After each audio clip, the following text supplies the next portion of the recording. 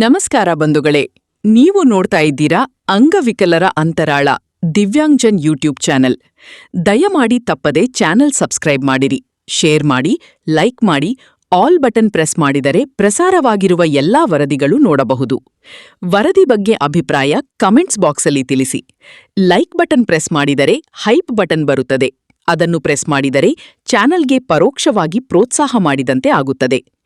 ವಿಶೇಷಚೇತನರ ಇಲಾಖೆಯ ಯೋಜನೆಗಳು, ಅಂಗವಿಕಲ ವ್ಯಕ್ತಿಗಳ ಹಕ್ಕುಗಳ ಅಧಿನಿಯಮ 2016ರ ಕಾಯ್ದೆಗಳನ್ನು ಕಾರ್ಯರೂಪಕ್ಕೆ ತರುವ ಮತ್ತು ಅದರ ಬಗ್ಗೆ ಜಾಗೃತಿ ಮೂಡಿಸುವಂತಹ ಪ್ರಾಮಾಣಿಕ ಪ್ರಯತ್ನ ಮಾಡಿರುವ ವರದಿಗಳು ಮಾತ್ರ ಪ್ರಸಾರ ಮಾಡಿ.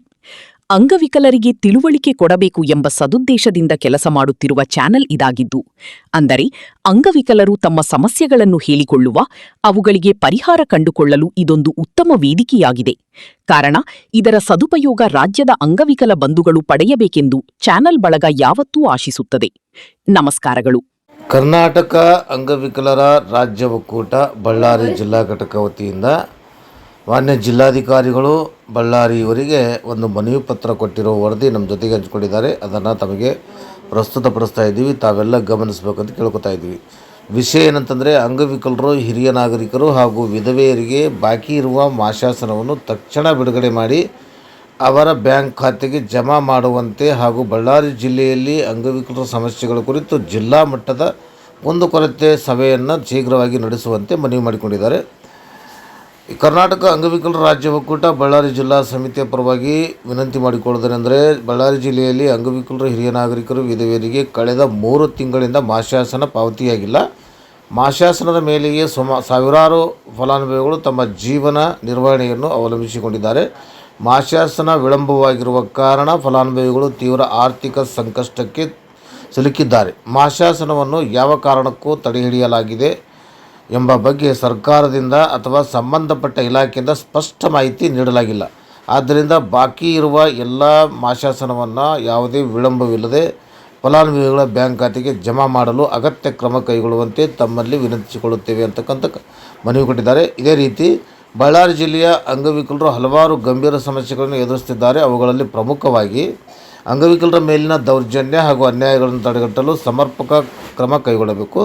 ಜಿಲ್ಲಾ ಅಂಗವಿಕಲ ಕಲ್ಯಾಣಾಧಿಕಾರಿ ಹುದ್ದೆಯನ್ನು ಕಾಯಮವಾಗಿ ಭರ್ತಿ ಮಾಡಬೇಕು. ಶಾಸಕರು ಹಾಗೂ ಸಂಸದರು ನೀಡುವ ಅನುದಾನದಲ್ಲಿ ಅಂಗವಿಕಲರಿಗೆ ಮೀಸಲಾದ ಸೌಲಭ್ಯಗಳನ್ನು ಸಮರ್ಪಕವಾಗಿ ಅನುಷ್ಠಾನಗೊಳಿಸಬೇಕು. ಎಲ್ಲ ಸರ್ಕಾರಿ ಇಲಾಖೆಗಳಲ್ಲಿ ಅಂಗವಿಕಲರ ಕಲ್ಯಾಣಕ್ಕಾಗಿ ಮೀಸಲಾದ 5 ಅನುದಾನವನ್ನು ನಿಯಮಾನುಸಾರ ಬಳಸಬೇಕು. ಆಧಾರ ಯೋಜನೆ ಸೇರಿದಂತೆ ಸರ್ಕಾರದ ಎಲ್ಲ ಯೋಜನೆಗಳು ಅರ್ಹ ಅಂಗವಿಕಲರಿಗೆ ತಲುಪುವಂತೆ ಕ್ರಮ ಕೈಗೊಳ್ಳಬೇಕು. ಜಿಲ್ಲಾ ಹಾಗೂ ತಾಲೂಕು ಮಟ್ಟದ ಅಂಗವಿಕಲರ ಸಮಿತಿಗಳ ಸಭೆಯನ್ನು ನಿಯಮಿತವಾಗಿ ನಡೆಸಬೇಕು. ಜಿಲ್ಲಾ ಅಂಗವಿಕಲರ ಕಲ್ಯಾಣ ಕಚೇರಿಯನ್ನು ಸಾರ್ವಜನಿಕರಿಗೆ ಸುಲಭವಾಗಿ ತಲುಪುವ ನಗರ ಮಧ್ಯಭಾಗದಲ್ಲಿ ಸ್ಥಾಪಿಸಬೇಕು.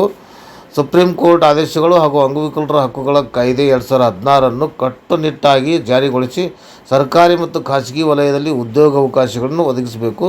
ವಸತಿ ಹಾಗೂ ನಿವೇಶನಕ್ಕಾಗಿ ಅರ್ಜಿ ಸಲ್ಲಿಸಿರುವ ಅರ್ಹ ಅಂಗವಿಕಲರಿಗೆ ಶೀಘ್ರವಾಗಿ ಮಂಜೂರು ಮಾಡಬೇಕು.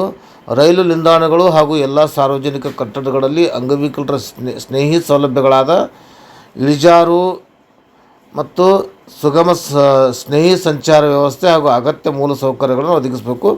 ಕರ್ನಾಟಕ ರಾಜ್ಯ ರಸ್ತೆ ಸಾರಿಗೆ ಸಂಸ್ಥೆಯ ಬಸ್ಸುಗಳಲ್ಲಿ ಅಂಗವಿಕಲರಿಗೆ ಮೀಸಲಾದ 2 ಆಸನಗಳು ಕಡ್ಡಾಯವಾಗಿ ಕಾಯ್ದಿರಿಸಿ ನಿಯಮವನ್ನು ಕಟ್ಟುನಿಟ್ಟಾಗಿ ಪಾಲಿಸಬೇಕು. ಮತ್ತು ಜಾನೇಕುಂಟೆ ತಾಂಡಾದ ಶ್ರೀ ರಾಜನಾಯಕ್ ಅವರ ನಿವೇಶನ ಬೇಸ್ಮೆಂಟನ್ನು ಗ್ರಾಮ ಆಡಳಿತಾಧಿಕಾರಿ ಹಾಗೂ ಕಂದಾಯ ನಿರೀಕ್ಷಕರು ತೆರವುಗೊಳಿಸಿರುವ ಪ್ರಕರಣದ ಬಗ್ಗೆ ನಿಷ್ಪಕ್ಷಪಾತ ತನಿಖೆ ನಡೆಸಿ ನ್ಯಾಯ ಒದಗಿಸಬೇಕು. ಮಾನ್ಯರೇ, ಮೇಲ್ಕಂಡ ಸಮಸ್ಯೆಗಳ ಕುರಿತು ಈಗಾಗಲೇ ಅನೇಕ ಬಾರಿ ಮನವಿಗಳನ್ನು ಸಲ್ಲಿಸಿದ್ದರೂ ಇಲ್ಲಿಯವರೆಗೆ ಸಮರ್ಪಕ ಕ್ರಮ ಕೈಗೊಳ್ಳಲಾಗಿಲ್ಲ. ಇದರಿಂದ ಜಿಲ್ಲೆಯ ಅಂಗವಿಕಲರು ಸರ್ಕಾರದ ಯೋಜನೆಗಳು ಹಾಗೂ ಸೌಲಭ್ಯಗಳಿಂದ ವಂಚಿತರಾಗುತ್ತಿದ್ದಾರೆ. ಆದ್ದರಿಂದ ಮೇಲ್ಕಂಡ ಎಲ್ಲ ಸಮಸ್ಯೆಗಳ ಕುರಿತು ಶೀಘ್ರ ಕ್ರಮ ಕೈಗೊಂಡು ಜಿಲ್ಲಾ ಮಟ್ಟದ ಅಂಗವಿಕಲರ ಕುಂದುಕೊರತೆ ಸಭೆಯನ್ನು ನಡೆಸಿ ಸಮಸ್ಯೆಗಳನ್ನು ಪರಿಹರಿಸುವಂತೆ ತಮ್ಮಲ್ಲಿ ಕೋರುತ್ತೇವೆ.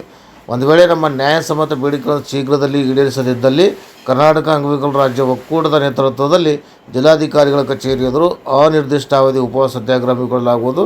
ಈ ಸಂದರ್ಭದಲ್ಲಿ ಯಾವುದೇ ಅಹಿತಕರ ಘಟನೆಗಳು ಸಂಭವಿಸಿದಲ್ಲಿ ಅದರ ಸಂಪೂರ್ಣ ಹೊಣೆ ಜಿಲ್ಲಾಡಳಿತದ ಮೇಲಿದೆ ಎಂಬುದನ್ನು ಈ ಮೂಲಕ ತಿಳಿಸುತ್ತೇವೆ.